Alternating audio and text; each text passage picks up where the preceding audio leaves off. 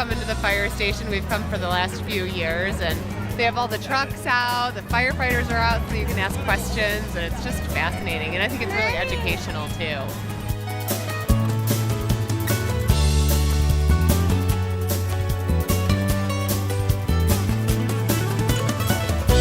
There's an actual sliding fire pole that we have. A technical rescue team simulation of a high-angle rescue. We have inside, we have various activities and educational handouts, and we have an inflated bouncy house for the young kids, although I'm tempted to take my shoes off and go in there myself. And we have our fire apparatus and squad cars that are here for hands-on, and that the kids and the adults can go through.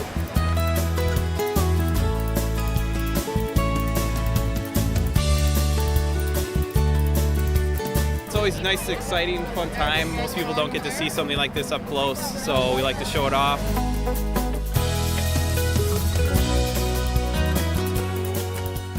It's kind of a way for the public to come and see the fire station, see what the firefighters do, take a tour of the firehouse, and then we have a bunch of activities.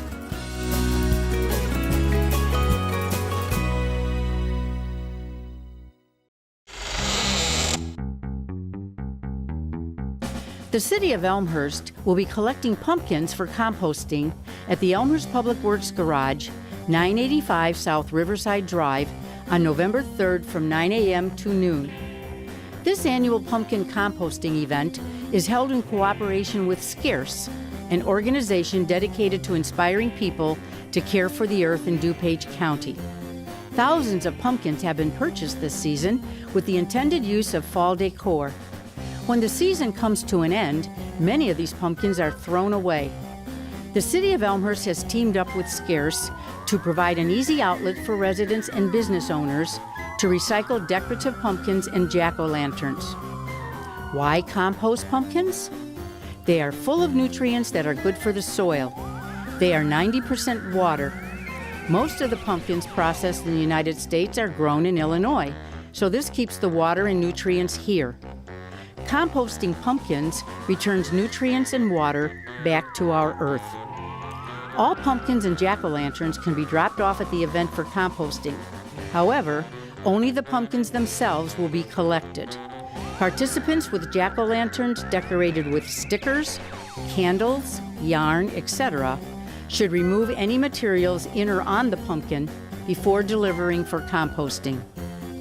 For more information about this event, please call 630-530-3036 or visit elmhurst.org.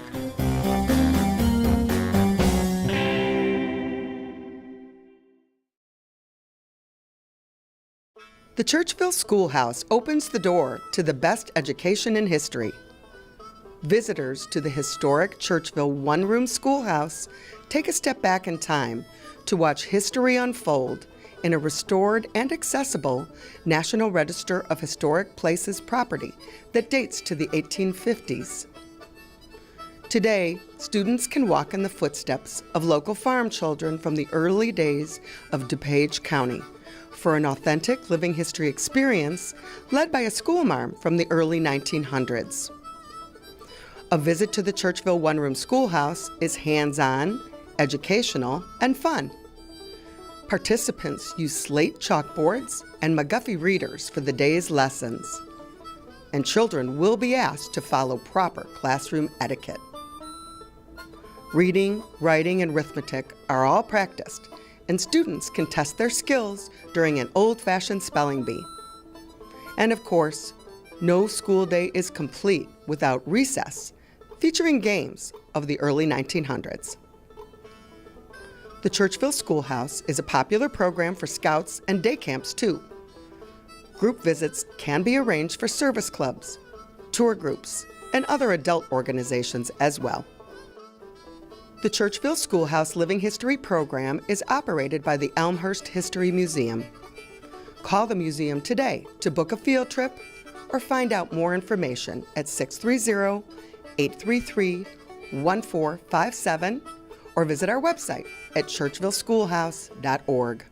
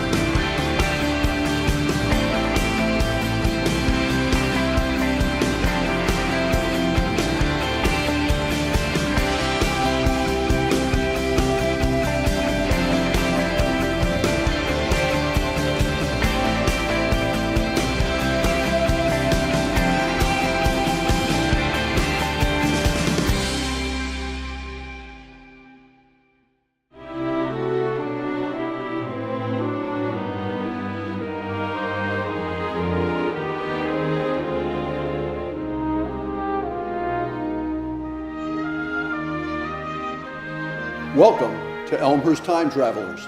I'm Ken Bartels, your host. We're here in the Churchville Schoolhouse to talk about education, specifically education in District 205.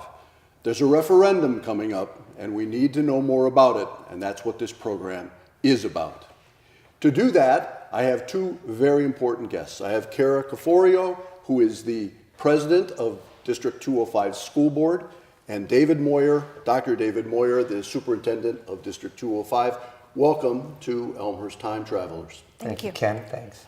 We're going to talk about all the specifics of the referendum, but I want to just start for our audience's benefit with both of your involvements with District 205 and your time in Elmhurst, just as individuals. Kara, will we start with you?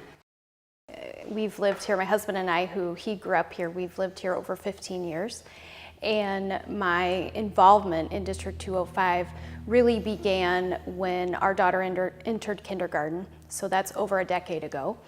And I started in the PTA and just kept doing more and more. And 3 years ago co-chaired the community engagement called Focus 205. And that led me to running for the school board, and I'm in my first term in the school board. And we love it here. We have 3 children in the school system here in District 205.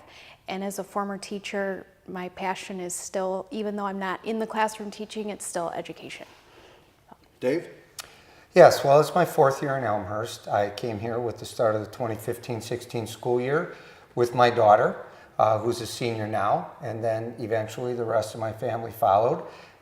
So it's my 9th year as a school superintendent overall, and my 4th year here in Elmhurst.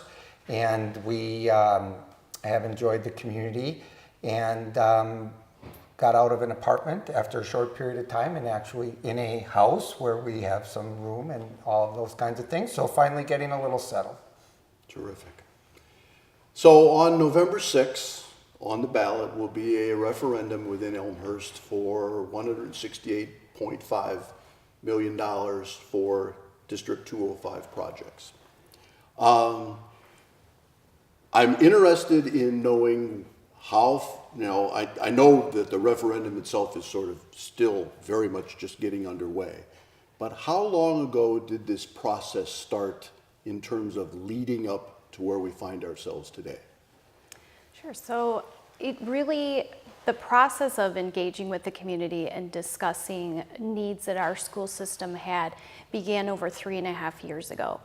And under a prior administration, the current school board at that time, initiated a community engagement process that became known as Focus 205.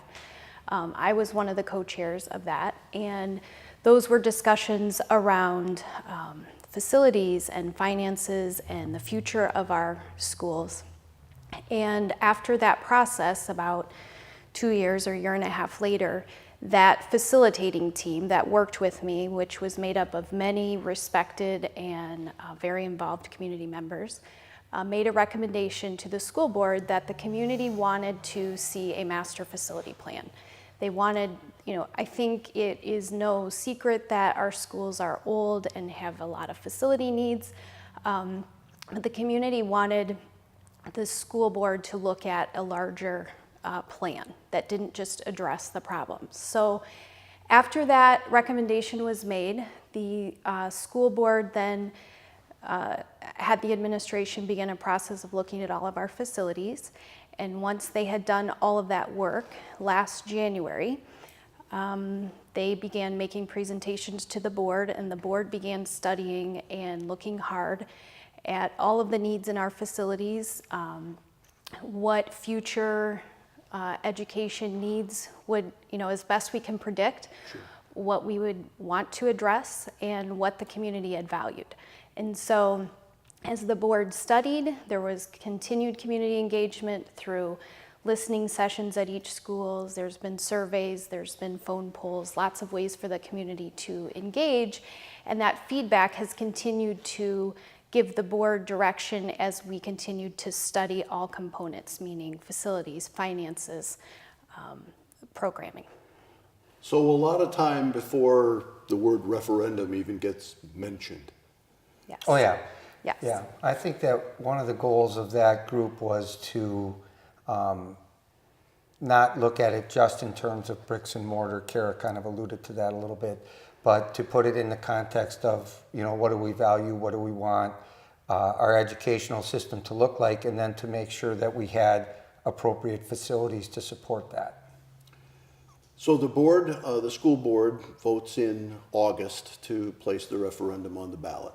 So the charge for everyone at that point becomes then, let's get the information out so that the community becomes informed so that they can make an educated vote on November 6th. This program is sort of part of that community outreach. So how is the $168.5 million kind of broken up? Are there primary projects and then secondary projects?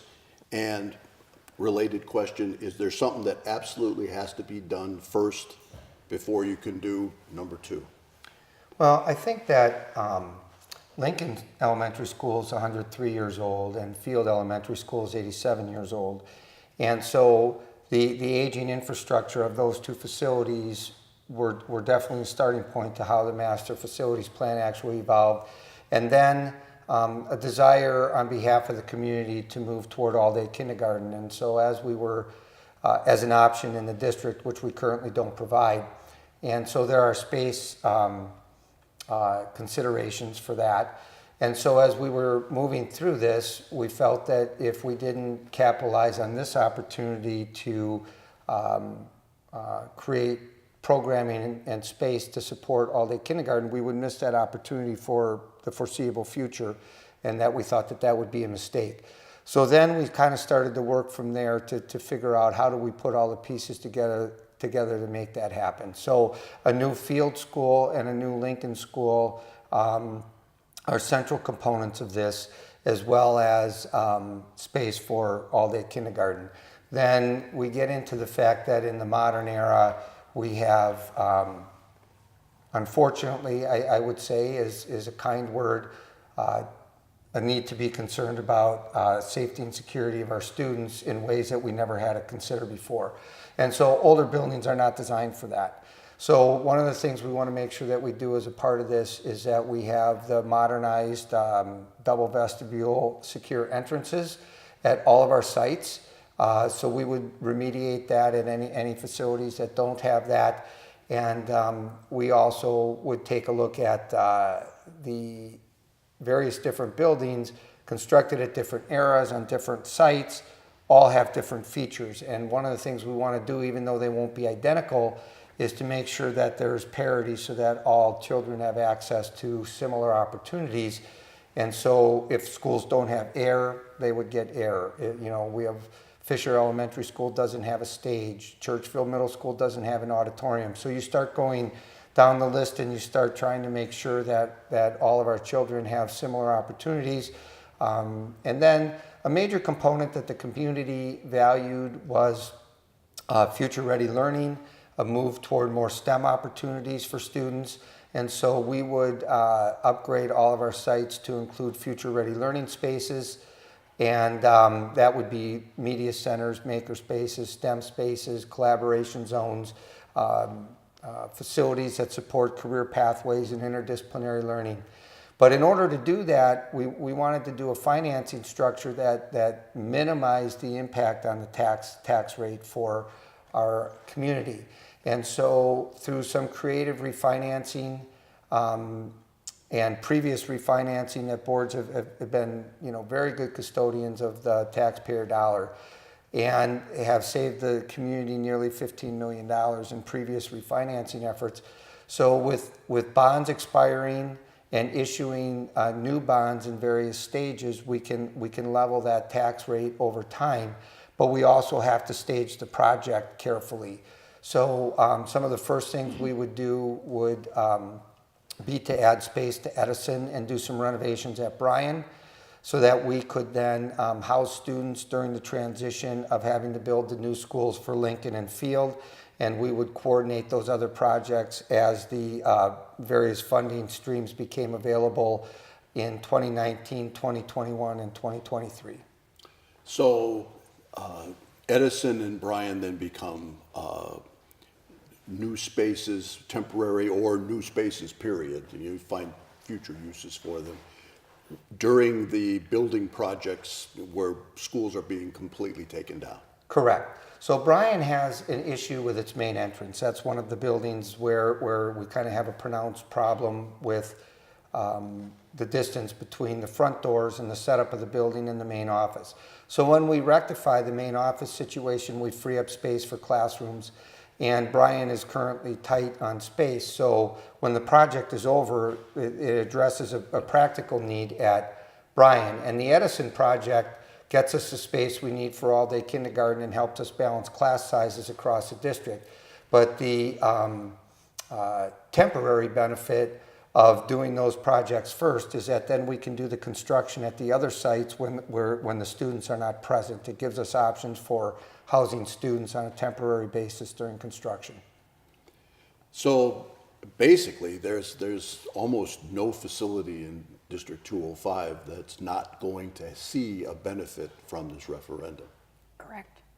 And the benefits go beyond the air conditioning and the stages and the new bells and whistles into the curriculum itself, into the future of how schools are conducted and taught in Elmhurst.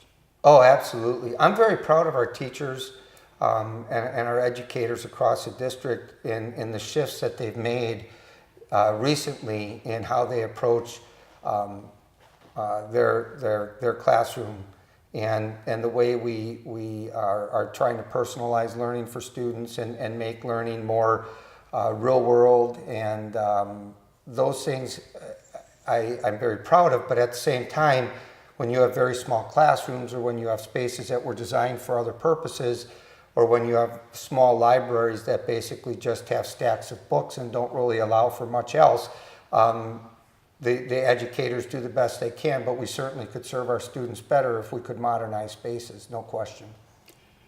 Now, in a landlocked community such as Elmhurst is, obviously in the case of Field and Lincoln, those are not perfect sites for new schools, but they're the sites that you have to work with. So are there particular challenges with those two sites that there's some mitigation for you as you build a new school to have the sites be enhanced over kind of what's going on now? Well, I think that one of the things that you want to do when you build a school, if possible, is to be able to do it without the students on site. And so that's, you get a better design, you can do the project in a much shorter period of time, you could do it more cheaply, and you don't disrupt the instructional process or the surrounding neighborhoods anywhere near, to the degree you would otherwise. We are confined at Lincoln. So for example, at Lincoln, the school is currently in the middle of that site. The concepts that we're working with now move it to the side of the site just to make it more practical. Field has water issues, and all of our water concerns we would remediate at all of our sites at some point throughout the project before we complete the project. But staging the construction on those sites is extremely difficult if you have students on site. So part of the concept that we currently have is to figure out a way to get students off site during construction. If we didn't do that, we would spend a lot of money on temporary housing that would go away when the project's done, and then that would eat into what we would be able to do at our other schools. Now, I think one of the questions that I have heard in the community since this all started to surface is new schools, great, but might there be a possibility of instead of building brand new, upgrading existing? Is there a rationale for why we're getting 2 new schools in this?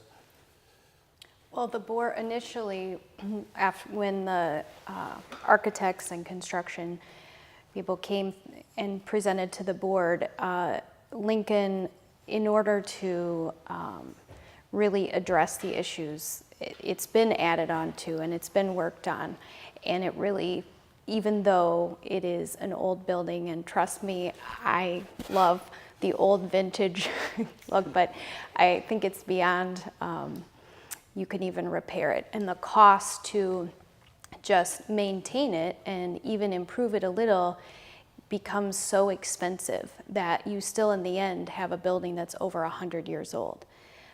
In the case of Field, you know, it would be about 20 million to fix it, but to build a new school is 7.4 million more. more. Yeah, it's a $29 million estimate at this point for a new field.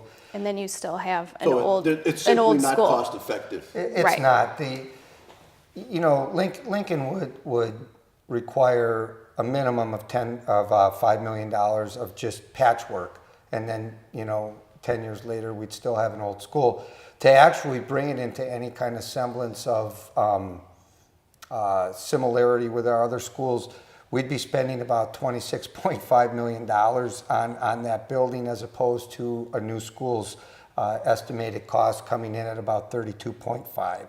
So, you know, the board really just weighed that and said that the long-term, you know, financial impact of trying to maintain those old buildings, it just doesn't make sense. So $168.5 million, what does that mean for a homeowner in Elmhurst as it relates to taxes? What kind of projections have you put forward at this point? So the annual tax increase on a $500,000 home is about $150 Per year? per year. Over the life of the bonds, Correct. Correct. which are 25-year bonds? Well, they're 20-year bonds, but 20-year since we're bonds. issuing them in stages and refinancing to kind of level everything out, which is complicated in some ways, but the idea being that we're trying to avoid spikes in people's tax rates so that they can know over time what the impact is going to be. So right now, all of the bonds that would be issued as a part of this project would expire in 2043. Okay. We're going to take a break right here, and when we come back, we're going to talk about ways that you're getting the information out and ways that people on their own can find out more details about the referendum as we go forward towards that November 6th date. So we're going to take a quick break. We're going to be back. This is Elmhurst Time Travelers. We're talking about the District 205 referendum.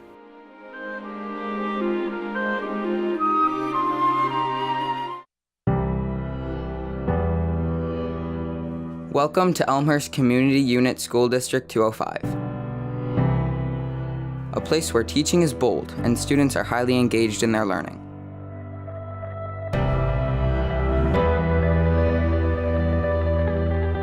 Every student and every staff member has a story.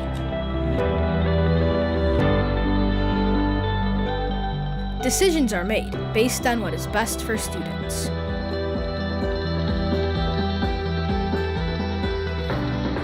Future-ready classrooms are growing and evolving daily. Those classrooms model the 4 C's, the future-ready super skills of communication, collaboration, critical thinking, and creativity. The educational needs of all students are met, challenging each to his or her full potential and ensuring a foundation for future success in life. All means all. Rigor, relevance, and relationships form the basis of excellence. Excellence is embedded in culture. Growth is a mindset. Diversity is embraced and celebrated. Opportunities for unique expression abound. History provides inspiration. Family and community are at the core. We are committed to raising the bar to create bright futures for our children, preparing and encouraging them to reach beyond their dreams.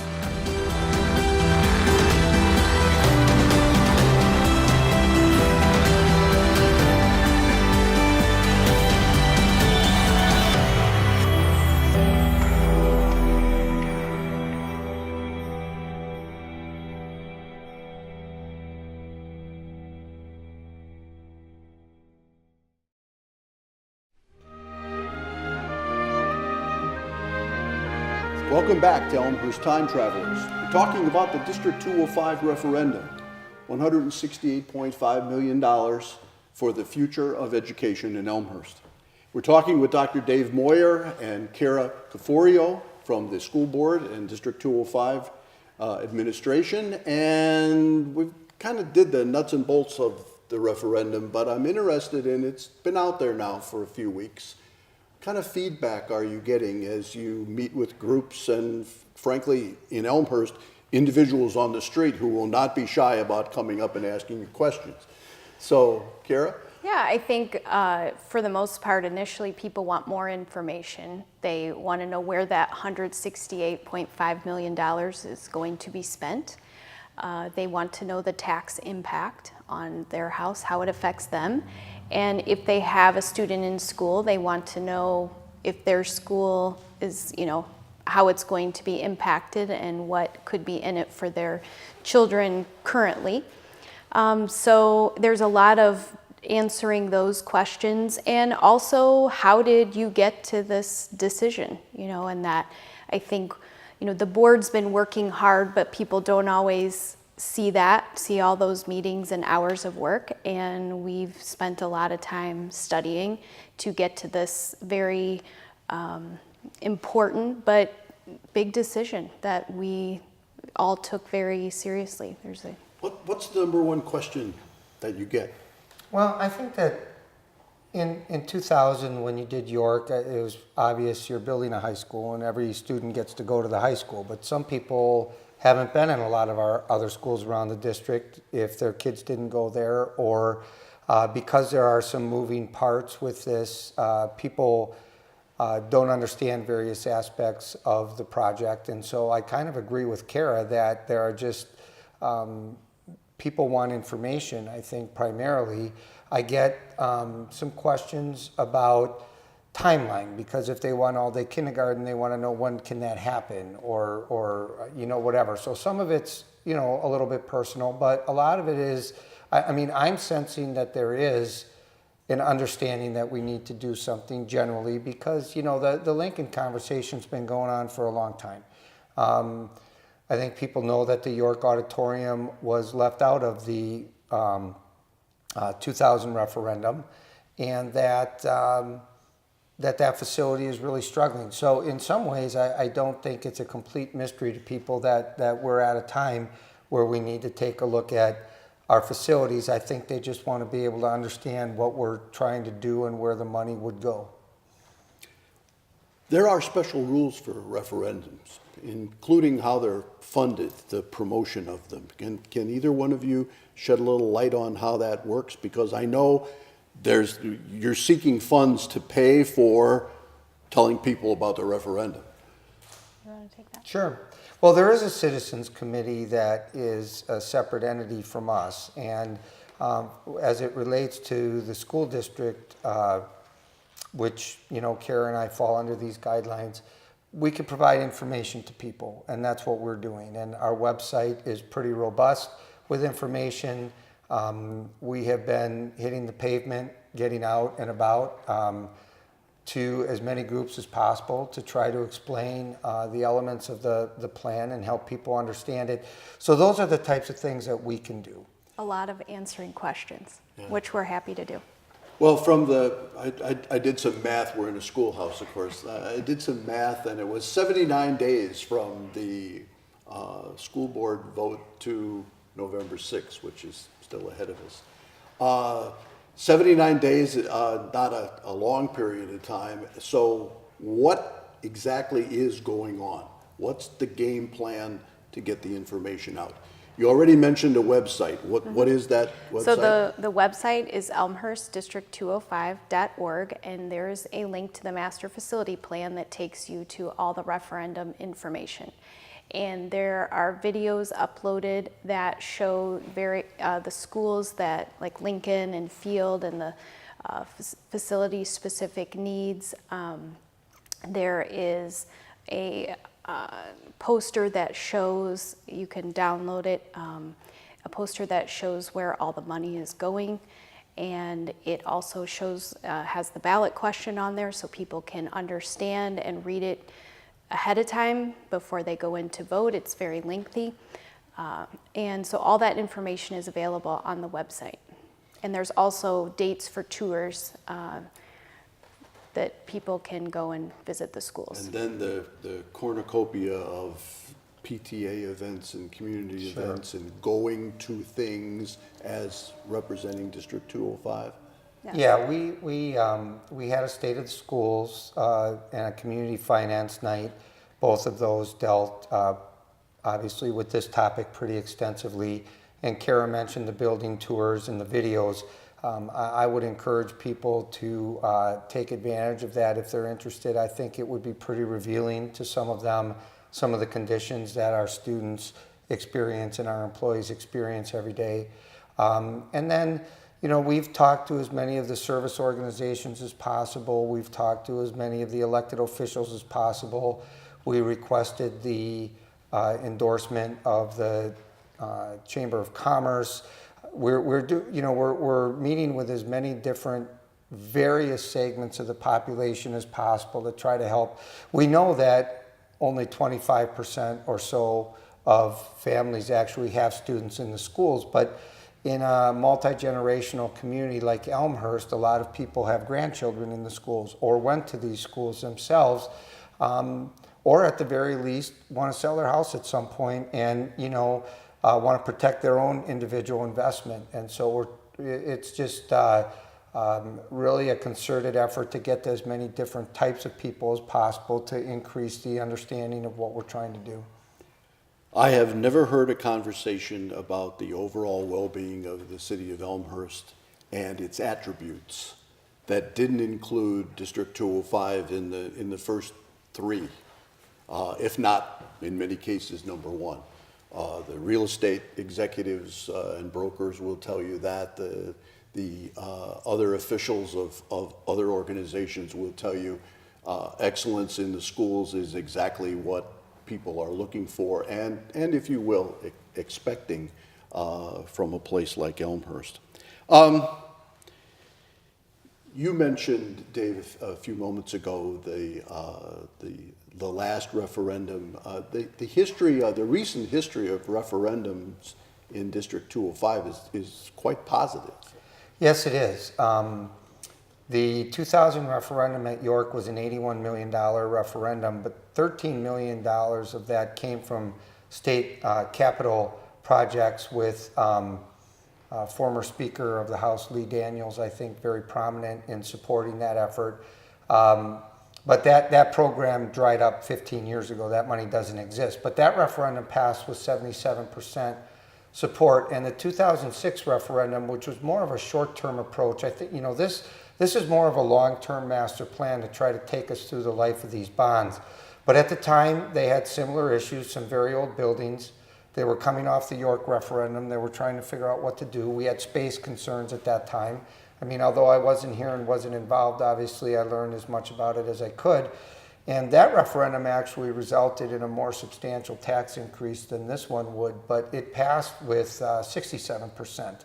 And so Hawthorne was addressed predominantly there, as well as some space and minor additions or upgrades at several other of our sites. And it's an interesting comment you made about the relationship between the community and the schools. Very prominent in Elmhurst, in people's thinking how important education is, which makes you proud to work in a community like that. And we were very happy with one of our recent phone polls as we were leading up to this. The first phone poll and the second phone poll both had satisfaction ratings with our school district of over 80%. And the consultants who were managing that phone poll in conjunction with our communications department had said to us that they've never seen numbers that high. So, you know, that made us feel good because we know that the community has high expectations. And so, you know, to feel that we're delivering a quality product that people recognize, you know, I think that's a good indicator for all of us that we have a shared value and that we're working hard for kids. I think the overall belief in Elmhurst, whether it's District 205 or the other very strong parochial systems, schools rather, in town, is that this is important. Now, education in and of itself is important. I think the three of us wouldn't have much of a debate over that. But the opportunity to move forward and plan for the future in an effective manner, unfortunately, costs dollars. And you just simply don't get one without the other. So I think the planning and the rationale, it strikes me, are both very, very strong. Dave, you kind of just did this, but I want to ask both of you as we come to the end of our time. Why is it that you're both so personally invested? And I mean, I know given your respective positions, obviously, but if you were individual citizens not working for District 205 or volunteering for District 205, and education was important to you, why would you vote for this referendum? Well, I mean, first of all, the school community is really, I think, the heart of our community. I know personally that is where not only were my kids educated, but I met my community and grew from there to be involved in the greater community in Elmhurst. So I think, you look at this, and I look at the York project and the York referendum, and I have 2 high schoolers right now. And I think about somebody, 20 years ago saying this high school needs to be something different for kids 20 years from now. And they did that. And it is. And it is. And my kids are the benefactors of that. And so as a community member, I think about paying it forward, that somebody thought ahead for what would be good for my kids, and when I wasn't thinking about that. And so I think about that. It's true community is, participating and, giving to the whole community. And I think this is how, education is one of the ways that we do that and give our kids a good start. Yeah, I think in terms of this community expecting excellence in its schools, investing in their homes to have excellent educational opportunities for their children. And I think in terms of, as an educator, we have an opportunity here to be a national leader in future-ready learning. And I think that the era that we were preparing children for when many of us went to school was completely different than the future that our current children will face. And so if we want to maintain what we value, much less build upon that foundation and move it forward, we need to maybe reimagine what school needs to look like. And I think that there is a facility connotation to that. But more importantly, Kara talked locally a little bit, which I would echo everything she said, but I would even take it one step further. I think public schools are the heart of this country, and I think over recent decades, we've started to perhaps lose our moral compass in that particular area. And I think that the future of the middle class and the future of our global competitiveness is going to depend on the strength of public education in this country. And so I think that I look at the children that get off the bus, and I look at what their futures are going to be. And I think if I'm going to be in this business, I think there's a moral obligation to do everything in my power to make sure that they can be successful when they leave our system. And I think that this project helps ensure that. Thank you both for joining me and helping to get the word out in this fashion. And good luck with the referendum, which isn't that far off any longer. So November 6th, the vote on the District 205 referendum will be on your ballot. Your obligation, if you're watching this program, or even if you're not and you just hear about the referendum, you need to be informed so that you can cast the proper vote. That, of course, will be up to you. For Elmhurst Time Travelers, I'm Ken Bartels, and we will see you again.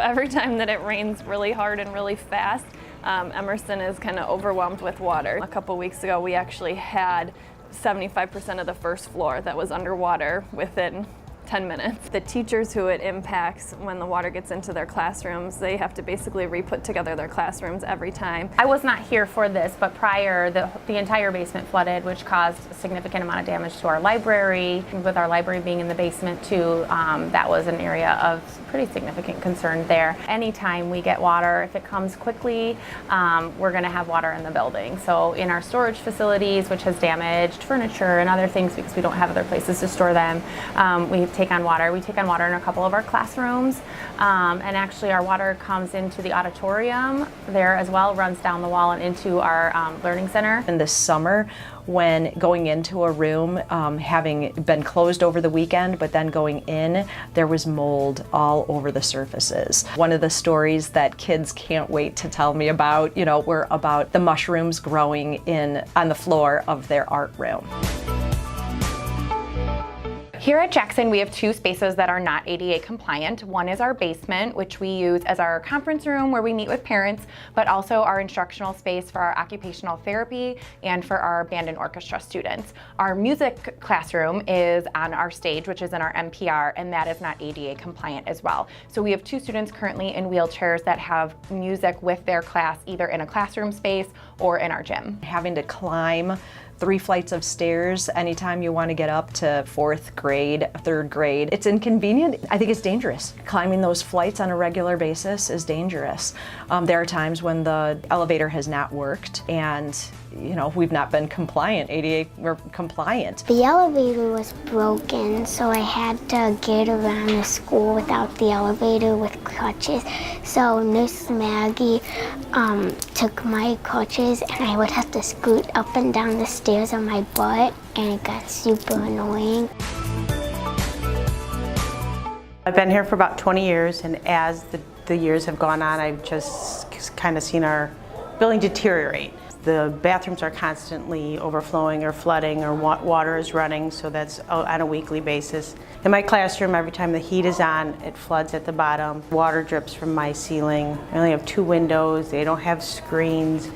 So overall, it disrupts our teaching. I have a thermometer in here, and in the winter, there were times it got up to 94 degrees when we were in here. It also had a thermometer that told the 24-hour high, and at one point it was 104 degrees in here. There have been no significant changes to the infrastructure in this auditorium since the 1970s, other than safety issues. However, there are still things falling from the ceiling. I'm looking at plaster on the stage floor right now. The lighting system is probably the greatest ongoing need here. The fixtures are just completely burned out. The wiring has no insulation on it, so it's very dangerous. And we can no longer replace the bulbs because they're an old-fashioned incandescent bulb, which is now illegal to buy. The boiler rooms are about 50 years old. They're original to the building. The chillers out there that provide air conditioning to the building were installed in the mid-90s, and they're past useful life cycle right now. The cooling tower is rusted through. We had to do some coatings on there. We have issues with the tuck pointing. We have leaks coming in there with the masonry work, roof leaks out there. It's just a building with just the basic needs of maintenance, and the equipment is crumbling, and it's original to the building that it needs to be upgraded. We have a parking lot that has not just potholes in a couple areas, it's throughout the whole parking lot. This front entrance, we need to redo that to make it more conducive and more secure for the individuals in the building. So there's a lot of needs that need to happen here at Churchville. The Transition Center is a really special part of our district. It has some facility needs just like our other buildings do. It is small. The population is growing. There are significant parking issues in trying to pull buses in and vans, and this facility is limited. It is inflexible, and because it's rented, can't make the investment in the infrastructure to make it best serve the student population that comes through here over the years. When guests come to Bryan Middle School, they'll walk down this entryway and they'll buzz on the camera. When they buzz, our main office staff, our 2 ladies in there, will look at the screen. They'll ask them what their purpose of their visit is, who their student is, and then based on that information, we'll allow them in. It becomes complicated for our ladies because they are very busy. So while they are going on with their daily tasks, it is challenging for them to monitor guests coming into the building. When they do buzz guests in, it does become tricky because guests do have access to all areas of the building when they do walk into the building. My biggest concern, obviously, I feel, is that when anybody is buzzed in through our entrance, they have direct access to our halls, which is access to our students, which puts really an undue burden on our staff to ensure that everybody is securely checked in, to make sure that we're meeting them. If we're not sure where they're going, we're meeting them at the door. And while we have excellent office staff that are doing that to keep our kids safe, it also puts an extra role onto them to make sure that we are ensuring that piece every day.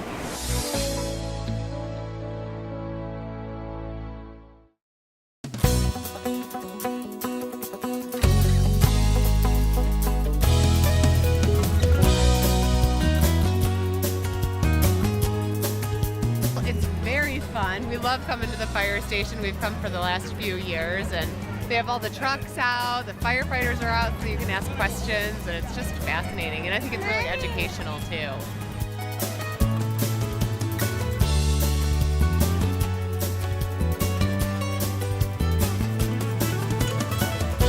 There's an actual sliding fire pole that we have. A technical rescue team simulation of a high-angle rescue. We have inside, we have various activities and educational handouts, and we have an inflated bouncy house for the young kids, although I'm tempted to take my shoes off and go in there myself. And we have our fire apparatus and squad cars that are here for hands-on, and that the kids and the adults can go through.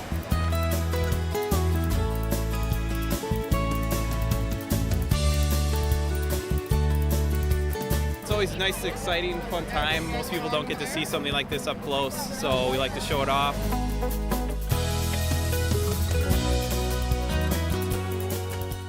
It's kind of a way for the public to come and see the fire station, see what the firefighters do, take a tour of the firehouse, and then we have a bunch of activities.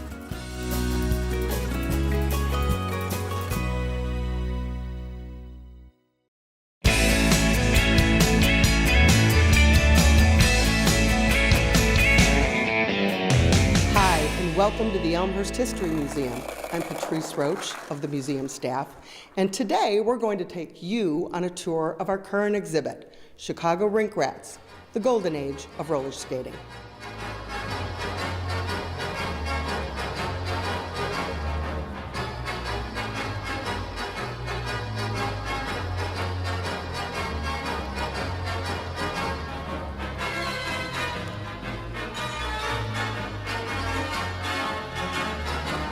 We're here in the Chicago Rink Rats exhibit with our curator of exhibits, Dan Bartlett.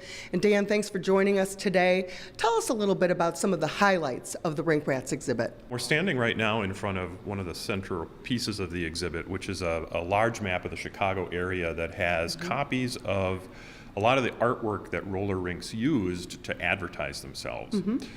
This is only a small fraction of the number of rinks that were in Chicago during the Golden Age, but we wanted to create a real visual sense of just how many rinks there were, drawing skaters in from the Chicago area and providing that kind of recreation and community that was so prevalent during the Golden Age.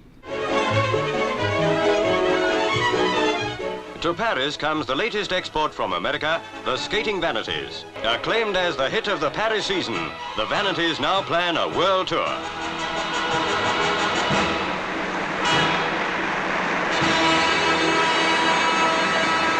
Today we have the Icecapades, which features famous ice skaters. In the 1940s, we had the Skating Vanities, and the Skating Vanities featured a young skater by the name of Gloria Nord. And here we have one of her costumes worn probably around 1945 that's on loan to us from the National Museum of Roller Skating in Lincoln, Nebraska. And I think it speaks a lot to the importance of roller skating at this time. Millions of young women in particular wanted to go to the rinks and emulate Nord's graceful skating style. And to have a costume that she actually wore in performance here really speaks to the popularity of roller skating during the Golden Age.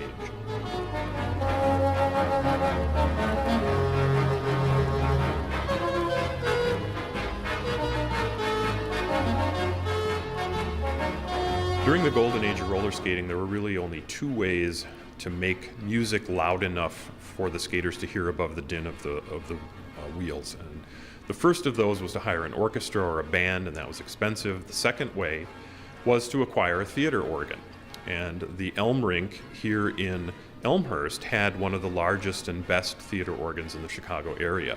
4 banks of keys, over 1,000 pipes. We have a few of the pipes here. We also have the sign that hung on the side of the organ that the organist would change their name so that the skaters knew which of the organists was playing. So if you skated at the Elm and you skated to organ music at the Elm, you heard some sound coming out of one of the 3 pipes that we have here.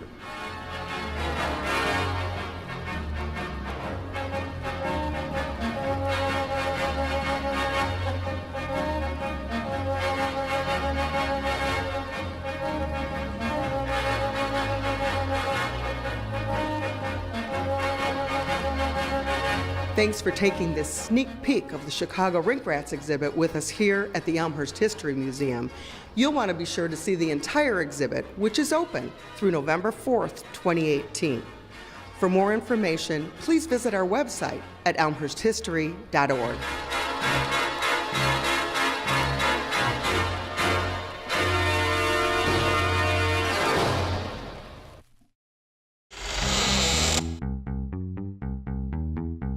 The City of Elmhurst will be collecting pumpkins for composting at the Elmhurst Public Works Garage, 985 South Riverside Drive, on November 3rd from 9 a.m. to noon.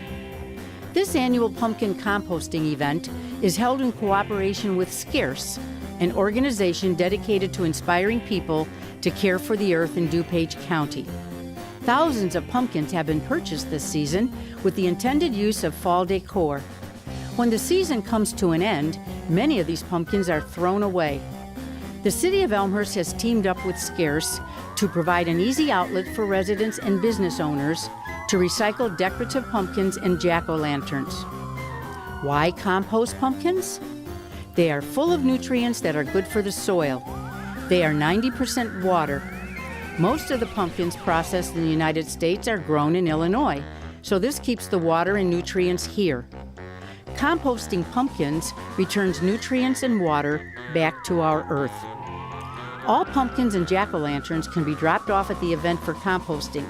However, only the pumpkins themselves will be collected. Participants with jack-o'-lanterns decorated with stickers, candles, yarn, etc. should remove any materials in or on the pumpkin before delivering for composting. For more information about this event, please call 630-530-3036 or visit elmhurst.org.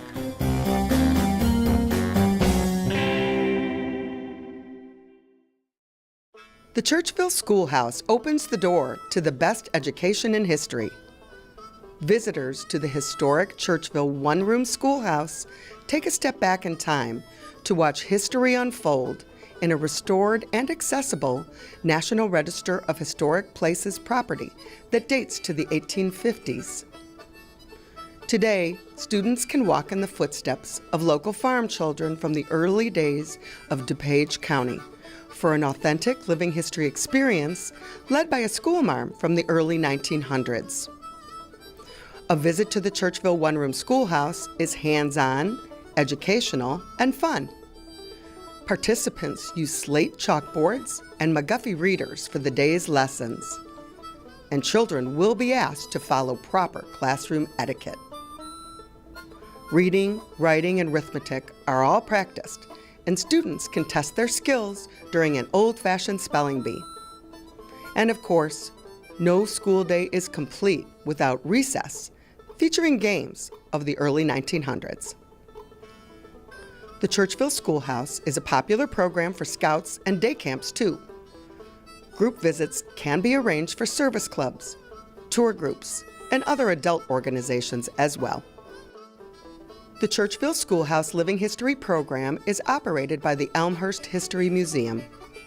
Call the museum today to book a field trip or find out more information at 630-833-1457 or visit our website at churchvilleschoolhouse.org.